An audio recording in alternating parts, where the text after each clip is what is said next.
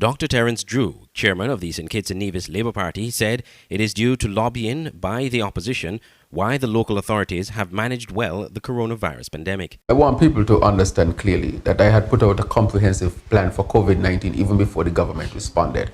I initially called for early closure of the borders so that we don't get any cases and we did not have to shut down too much of our businesses and economic activity inside.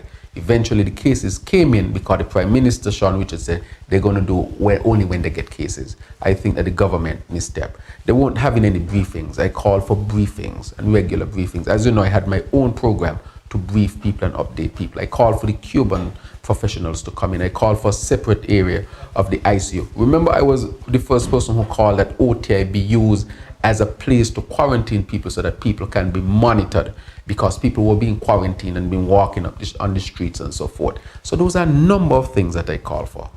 At the end of the day, we had a discussion about test kits, but of course the protocol was if there's a new test on the market, you bring it to the CMO's office, you verify it, and you determine if you use it or not. So that is why even though they tried this propaganda tactic that the medical board or the officials could not have done anything, because they knew that what I was doing was the correct thing to do and the direction in which I went was the correct direction in which to go in.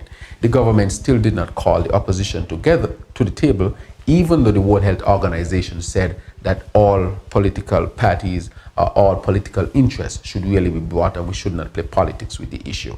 So I had started and put a comprehensive plan out there on how to deal with COVID-19.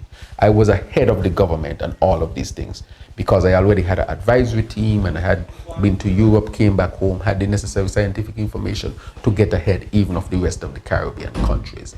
Dr. Drew said the government must now ensure that the main standards and protocols are followed in the reopening of the country's borders.